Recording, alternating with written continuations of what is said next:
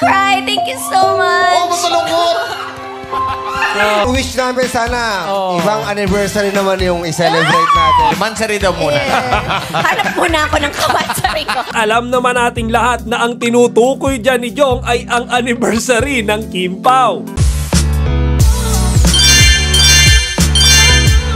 Magandang araw mga kachika! Rigel po ulit ang inyong Chika Patrol. Bago tayo magsimula mga kachika, inaanyayahan ko muna kayong mag-subscribe dito sa ating munting channel para palagi kayong updated sa mga latest at nagte-trending na mga showbiz balita. Lubos-lubos ang pasasalamat ni Chinita Princess Kim Chiu sa episode nila ngayong araw sa It's Showtime. Yan ay dahil sa sorpresang hatid ng kanyang mga fan. Hindi kasi aware si Kimi mga kachika na isi-celebrate pala ng kanyang mga tagahanga ang kanyang 18th year anniversary sa showbiz ngayong araw. Yung nakakatouch na part dyan mga kachika, hindi napigilan ni Kimi na maging emosyonal habang siya ay nagpapasalamat ng sobra-sobra sa kanyang mga fan. Partikular na dun sa mga hindi nang iwan sa kanya sa mga pinagdaanan niya from her ups and downs. Na-appreciate din niya mga kachika yung mga pagkain na dinala sa kanila doon sa It's Showtime at yung pagpapagawa ng billboard ng mga ito para batiin siya nung kanyang 18th year anniversary bilang isang artista. Panoorin natin ito mga kachika. Happy 18th anniversary din naman sa industry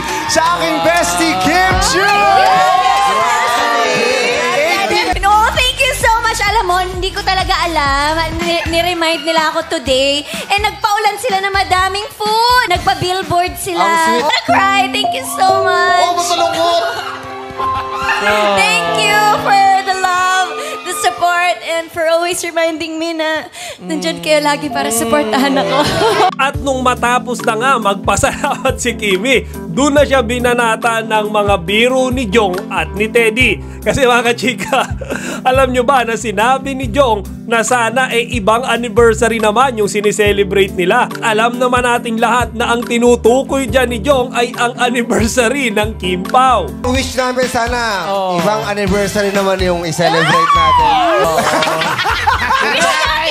At ginatungan pa yan ni Teddy mga kachika kung saan sinabi niya na hindi pa sila anniversary kung hindi mansari pa lamang. Kachika. Muna tayo sa Mansari. Anniversary. Mansari daw muna. Hanap muna ako ng kamansari ko. Marahil pinapahiwatig dyan ni Teddy na bago pa lang yung relasyon ni Kim at ni Paolo. Kaya naman bukod sa nagtawanan yung mga fellow It's Showtime host nila, naghiyawan din yung mga Kim Pao fans na nasa studio. Pero overall mga kachika, talaga namang napakasarap tignan na maraming tinatamasang blessing ang ating iniidolo na si Kimi. Alam naman nating lahat na deserve niya lahat yan. Kasi bukod sa meron siyang gininto ang puso, alam mo, napakabait niya at sobrang dedicated siya sa kanyang trabaho mga kachika. Kaya ang mensahe natin kay Kimi, happy 18th anniversary sa showbiz and many more to come. Kayo rin mga kachika, kung meron kayong gusto mensahe kay Kimi, ilagay nyo lang dito sa comment section.